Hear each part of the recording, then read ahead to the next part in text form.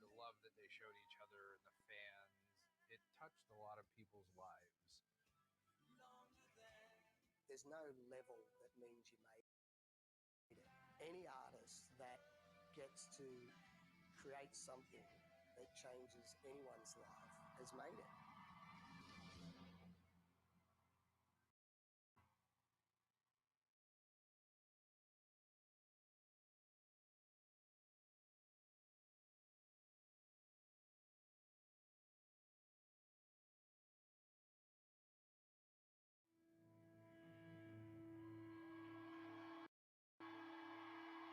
The matches were always a band for me that I was like, how is this not massive?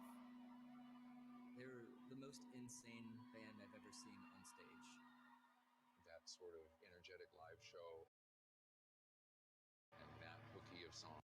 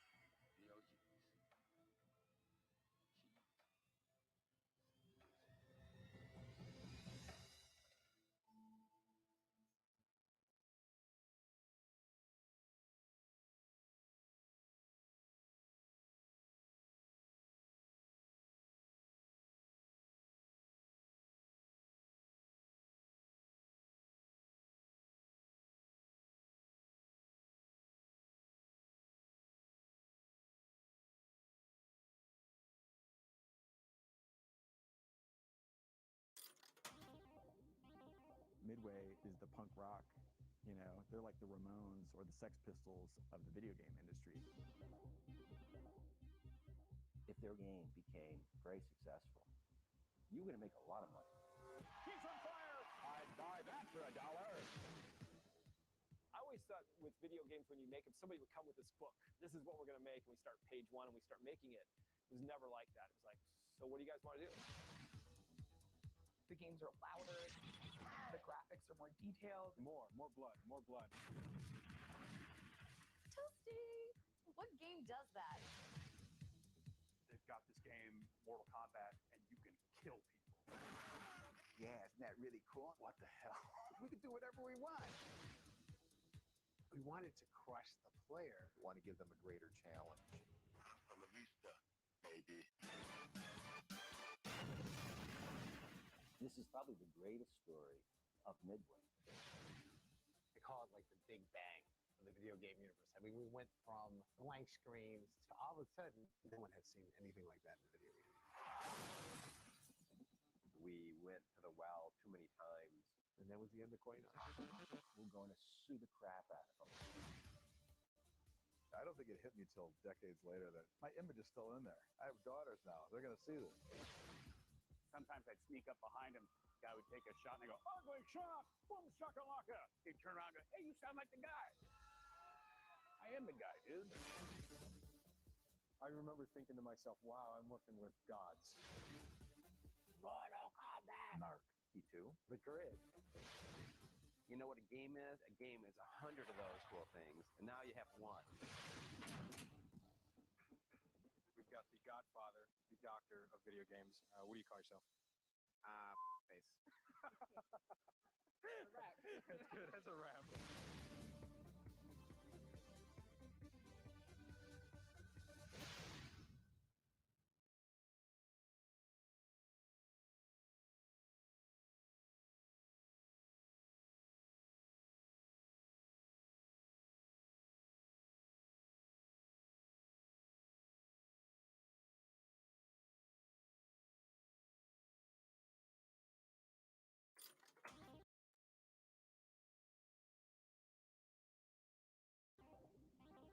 Midway.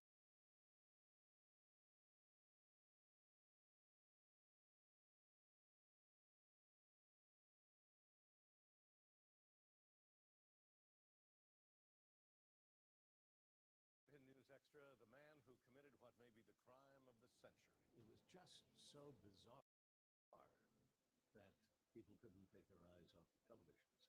John Wayne Gacy, John Gacy mass murdered. The man convicted of more murders than any other human being in this country. How could a man who was voted most likely to succeed in high school end up defending the worst criminal in our history? The one thing I dislike more than anything is for people only know me by Gacy's lawyer. Aren't you Gacy's lawyer? I've had other cases. Anyone who knew anything about the case knew that Sam was going to have a difficult time. And he looks at the picture of the paper left in front of him. Well, this boy's in the display.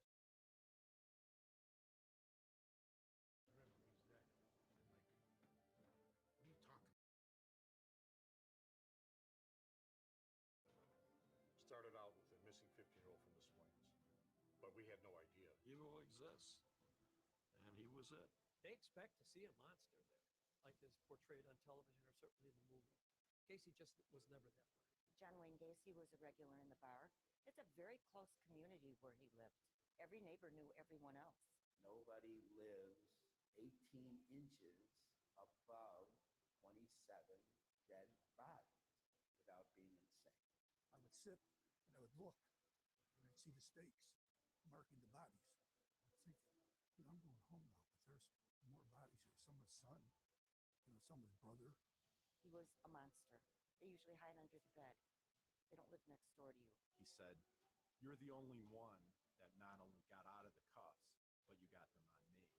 Sam really helped make me so proud to be part of the system that would appoint a lawyer who would give his all like Sam did in a rather desperate case. John Gacy's of this world, get a fair trial, he's all officers safe. Defending a monster. The trial of John Wayne Gacy. one of America's most prolific serial killers.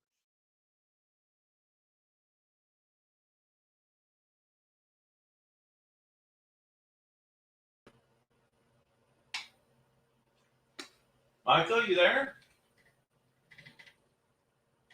Michael, can you hear me?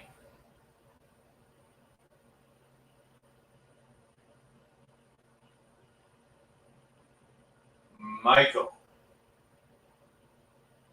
Oh.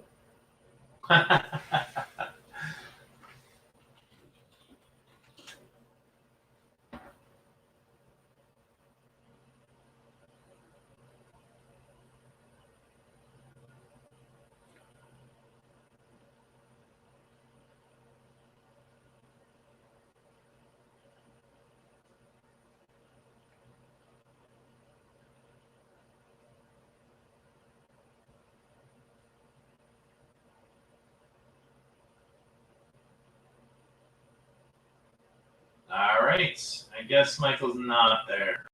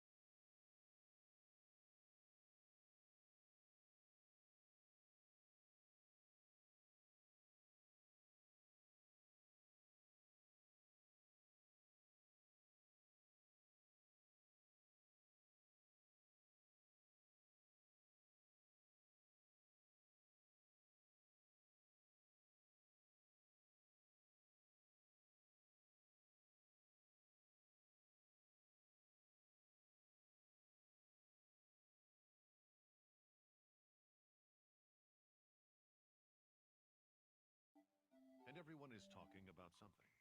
Their lives, but no, something more. Love. They are on the hunt for love. Why? Because they haven't found it. And because they haven't found it, they imagine it. They make it into a myth and chase the myth instead. And that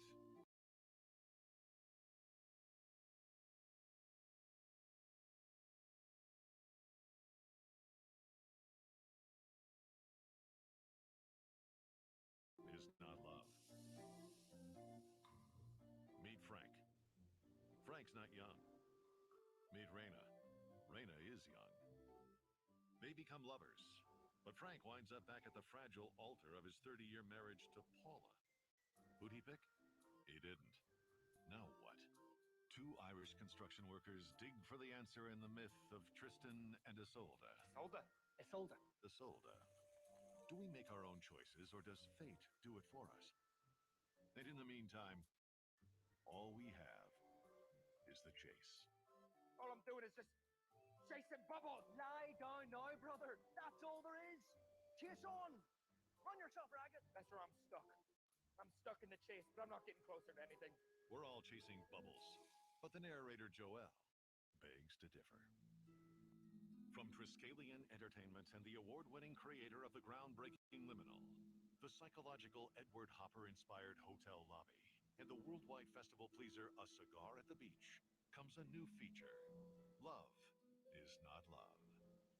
Starring Alejandra Goyes, Louise Martin, Tanya Cornelisi, Russell Simpson, Cameron Taggy, and Stephen Keep Mills in this eternal conflict between the erotic and the domestic, between myth and morality, between you and the one you're still looking for.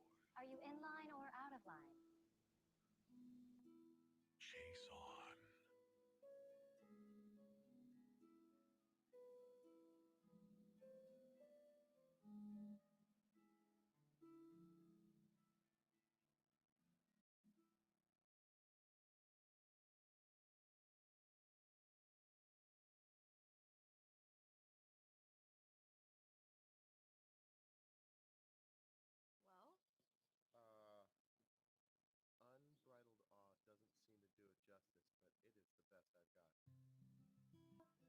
Come again no more.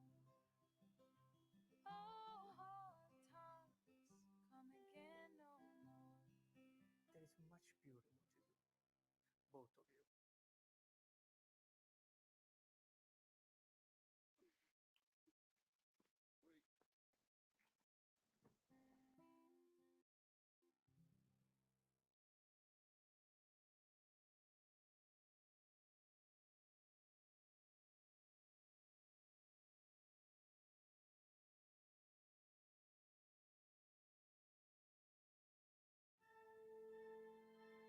He's been doing the exact same thing for weeks.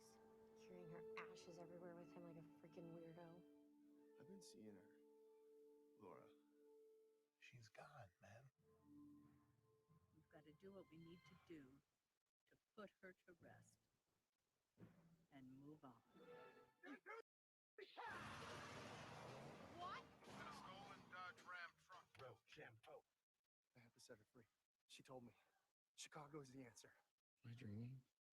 You're not dreaming. Mia's dead. I'm not really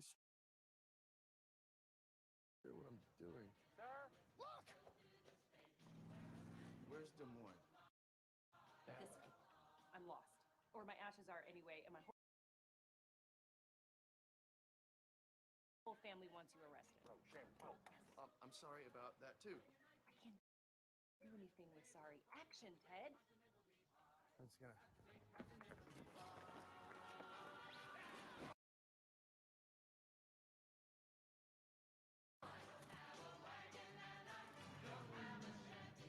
It was never about tombs or gods or monuments.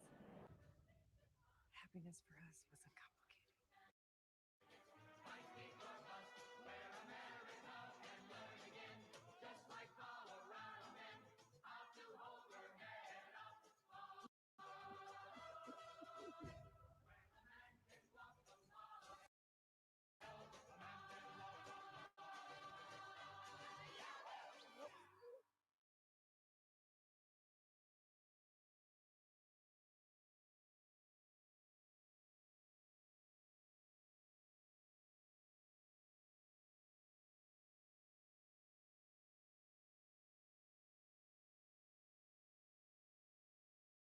Yeah, all's fair in love and war. Who said that? Some guy.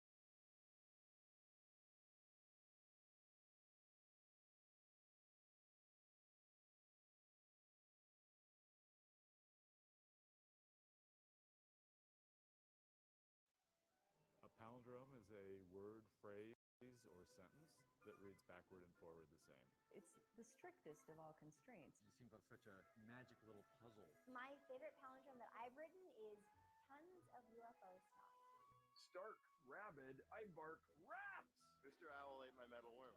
Woozy rat in a sanitary zoo. To the ancients, alphabets were brand new. That was a new technology. Just letters that moved around and formed different words. When you had them work both ways, clearly that was magic. Mark Saltveit won the last championship. Devil K fixes trapeze part. Sex if yak live. Sex yak.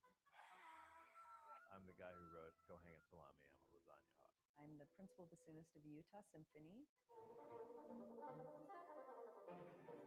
Putting them together for my first book, it was addictive. I see everything backwards. It does become kind of a sickness. It ends up taking forever to get through any text. Just always take a pad with me.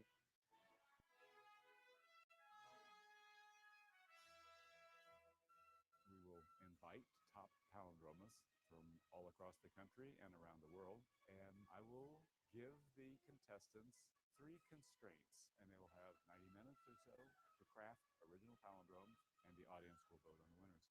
Wow means people like it, and Tom means to impress. This is a one-shot game. A palindrome with a gun to your head.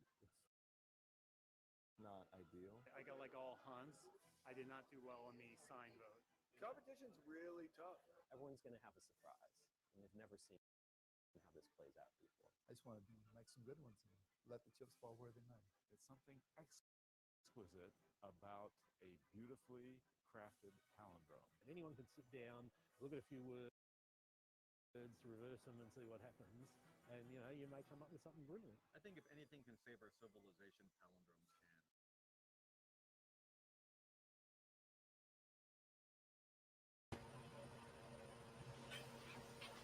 Michael, are you here now? Hey! Wait, I can't hear you. Can you Are hear me you now? muted? Can you hear me now? Hey, I hear you. Fantastic. I hear you. Can you hear me? Yes, I can. Oh. No, I'm left holding that on. on. How's it going? It's going good. It's going good. How about yourself? Pretty good. Hang on, I gotta turn you up. This is pretty slick. It's only my second time using this, but it's a pretty cool system. We're using StreamYard here. And what is this for exactly? How is the festival going to utilize this? So for Q&As, I wanted to do live Q&As instead of pre-recorded Q&As, and I wanted to have a little bit of interaction with the audience. So I'm really trying hard to keep the festivalness of the festival going on, and not just make it like Netflix. Yeah, right. So we have a couple exciting things I'm doing. First, I have a Discord server, which is a text and voice-based chat. And right now, there's actually a couple dozen filmmakers that are playing this year in there. Hopefully, you jury members and maybe people just interested will start showing up once they start watching the films. Oh yeah, so there's a separate room for each film and for each shorts block that people can leave questions, comments, anything they want. And then I've created a schedule, which if you go to the website and you click on Lake County Film Calendar, there's a schedule that says, if you can start this movie at this time and watch the Q&A, start the next movie Q&A. So I've set up like an intended schedule, but you can really watch the films at any time. So it's more of a Q&A schedule. And when the Q&A happens, I'll bring a filmmaker in just like this. I can see comments and questions that have been left in the past in Discord. And I actually just found out just now that I can see as it streams out to Facebook and YouTube right now, anyone that leaves a comment shows up on my sort of dashboard. Oh, nice. So it's pretty cool. I'm very excited. That's awesome. So people can watch, they have a window of time where they can watch the movie, and then the Q&A happens at a specific time where they'll have to log in. They can watch anytime, and so one of the things I did is I actually made all the movies are going to be available the day before the festival actually starts. Nice. So you can study ahead, basically, is what I say. That's cool. Yeah, you bet.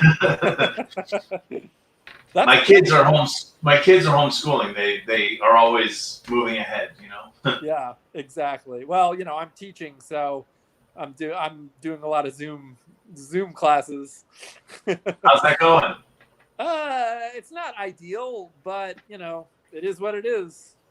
Yeah, no, definitely. Gotta learn and evolve and adapt. I feel bad for my students because, I just don't think the education that anyone is getting is as good as it would be if we were in a classroom. No matter what you do, it's just. What are you teaching? I'm just film history. I'm teaching at the College of Lake County. Oh, sweet! That's fantastic. I'm teaching one class there every Monday afternoon on Zoom, and then I'm teaching 3 at Oakton, and I'm teaching 3 at Harper. So I'm teaching 7 classes. I've never been this busy. That is the life of an adjunct, right? Yeah, exactly. Well, it's like, I'm kind of like gaming the system by teaching too much so that I can make money by teaching too much at 3 schools. Right. So you can kind of survive almost. Exactly. Yeah. How are you, man? I was really sorry to hear about your diagnosis. I'm waiting for tomorrow. I feel good. I think it'll be fine. I think it'll turn out real well. Just waiting for tomorrow. Keeping my fingers crossed. Like I keep saying, I am more annoyed than worried or scared or anything else. I have already poured dozens of hours into this. Yep.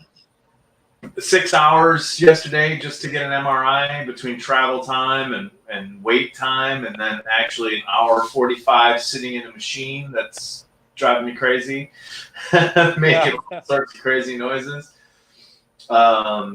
you know, if we do, if my treatment consists of what I think it will be, it's very simple. Go to the hospital and get zapped with radiation very quickly for 40 days.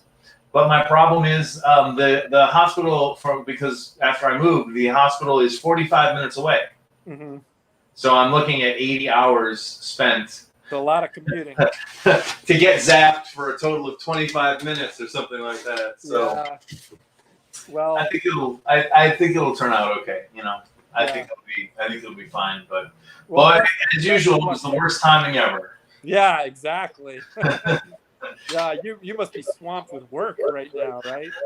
Well, I mean, it's basically, you know, we were basically in the promotion stage when this happened, so it's cut into that a little bit. One of the first things I did when I found out was hire a publicist. John Wildman at Films Gone Wild has been trying to work the publicity angle for me, because right away I was like, I'm not going to have time to do this. Yeah. And so I just keep posting on every Facebook group I can find, and I keep trying to pound out, you know, social media posts. I'm sure you see them. You're like my biggest social media follower. Yeah, man, I'm signal boosting Lake County Film Festival.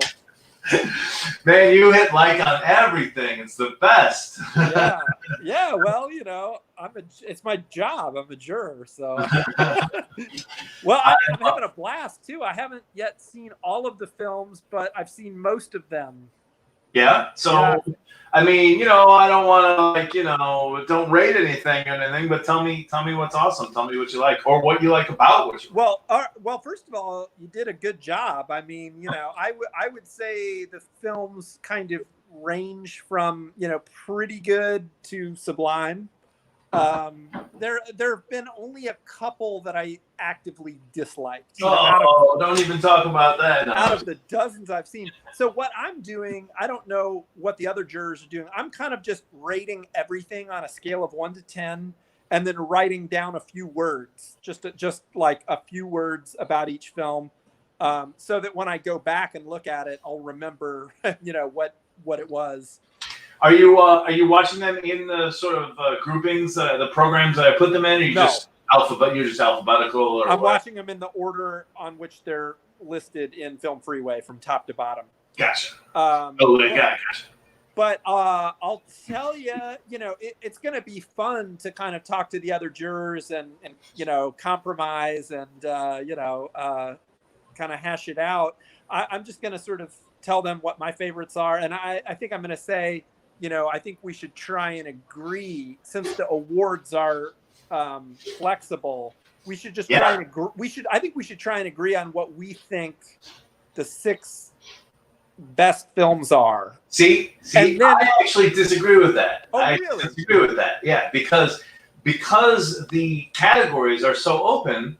If you have a film that you didn't particularly love, but you thought an actor was by far the best performance out of anything, and that has happened. Yeah. Maybe think about, you know, doing an actor instead of the film, right? Or the music. That's true, but I think that will happen naturally because of the conversations. Yeah. Because you know, there are certain films where, you know, I know I'm bringing my background as a filmmaker to this, and I know, you know, some of the, I think all of the films that have the highest production value are at the bottom of my list because I'm prejudiced against them. You know, the films were made with, you know, right off the bat, I'm going to tell the other jurors, I don't want to give an award to any movie that has a famous person in it. Of which there are a few, because I don't think they need the recognition. Yeah. And this is my POV as a filmmaker. But you know, it's a lot of the sci-fi films, you know, the special effects are insane. You know, they're so good, but I feel like you know, if the writing is a little stilted or the acting is a little stilted, I really hold that against a film with a high budget, with high production value, because the discrepancy is more jarring. So I really like you know, the films that are more modest, but that feel like life, where the acting and the writing is really solid. So that's what I'm gonna pull for. But if somebody else says that they want the, you know, I fucked a robot or whatever, they love that, then I'll be like, well, yeah, the special effects are incredible. Let's give it an award for special effects. So, you know, that's how I think we'll come up with the awards. Because it is interesting because we have the science fiction shorts program, which is Ark, In Orbit, Time, and Honor Among Thieves. You probably haven't gotten to Honor Among Thieves yet. That was one of the first ones that came in. I have not, no. So those are, the build is the science fiction shorts, but over in the action shorts, you've got The Speed of Time, which has a ton of science fiction in it. That's the time travel one with he meets his future self. Maybe you didn't hit that one yet? I don't think so. Okay. Well, you've got that to look forward to, and the Collector also in that series is a very Edgar Wrighty thing where it's got a little bit of science fiction. But then, what were you thinking of? Because there's more. There's. I'm gonna look at my list. My favorite sci-fi one was the one with the dude on a picnic, and the guy comes over to borrow some mustard or whatever. Yeah. So that's actually in, and this is a little off, I think, but I had to do it for time. That's actually in my experimental shorts, even though it's not really experimental in the way, you know, most of those things are experimental in their presentation. And that is the least experimental in its presentation, but it was so experimental in its narrative that I ended up putting it in the experimental shorts, just to keep a balance between. And again, I love the absurdity of it. There was something very just compelling about the dialogue and the acting. Yeah, but there's another program that's the oh my god what the fuck program. Yeah. And so I was trying to figure out which would be most experimental that I could maybe put over in the experimental. It could have gone in either, but yeah, that's fun. Yeah. Okay, I've got you on my phone, but I'm actually looking on my computer. I'm gonna just tell you what my favorites are. Okay. All right. What? And again, this is temporary because I. Yeah, you know what? You're not me, so I don't have to endorse certain films. You want to endorse them, you go right ahead. Okay, hold on. What do we got here? My favorite one so far, and I'm gonna say I like it to get the top prize, but it could also be good. It could get any prize. My favorite is Everything's Fine. Oh, sweet. I love. How many have you seen? Have you seen like half of them, or? I've seen more than half. Okay, cool. I've seen more than, I don't know how many, like on the 2 pages, I'm on the 2nd page. So I don't know how many I have left to go. Everything's Fine is my favorite. I was really disturbed by it in a good way. Did you see, I don't know how much mainstream media you watch, but did you see Servant? No, I don't even know what it is. It's a show by M. Night Shyamalan on Apple TV, Apple Plus or whatever. Really tense. Deals a little bit with like postpartum and stuff like that as well. Oh, right. Yeah, man, I just never seen a movie about a woman who wanted to kill her baby. You know, like who was the protagonist, you know, and not the antagonist. I loved it. I loved My Hero. About the 2 kids whose mother leaves. Watching those kids dance and eat ramen, I just loved it. I just loved it. That's in a program I ended up calling it Shorts with Kids. Yeah. But I almost thought about calling it Kids in Peril. Yeah. But some of the peril was a little esoteric and not too much peril. So I just went with Shorts with Kids. You know, I said in my intro, it's hard for me to find independent films for kids. So this is just a selection of things with kids. I thought Tantrums was real good. I try not to have favorites, but that thing is so taut and tense, and yeah. And it addresses issues in a very non-preachy way. You know, it's about mental illness, it's about gun violence, and yet it's very naturalistic. And what a great performance. Exactly. Yeah, the kid. Oh, Yeah, that he's kid. amazing. That kid sends chills up my spine. You know what I loved, and I would love to give an award to. I have a feeling I could be wrong, that I might be alone in pushing for this, but Beyond No, The Mask. I love it. There's probably actually no filmmaker kind of closely connected to my festival than Patrick. We showed many of his early short films in our first incarnation. He even curated a program of animated shorts one year that he loved. I think it was 2009. He came to the festival and had a film or two showing, but then also brought us an hour of shorts from friends of his and things like that. Called Cartoons from Hell. And we showed 2 more of his. This is his new style, and there's a couple. There's a couple already on YouTube if you're interested that have a similar style to that. Called last year we showed Gun Shop and Candy Shop. I don't know if you saw those. No, I haven't seen anything else. But are they like stop motion or? It's what I guess it's just like Beyond No, except instead of masks, it's about guns, and Candy Shop is about drugs. And he has one that he didn't put on the circuit called Board Shop, which is about skateboards and snowboards in there and stuff like that. But Patrick is awesome. Yeah. There's something in the lake. So much fun. See, I should have told you. I really wish that I pushed to watch him in the programs or whatever, because that program is fun. I don't know if you know what program that's in, or if you looked at any of the stuff. No. But it's fully a program about the fourth wall.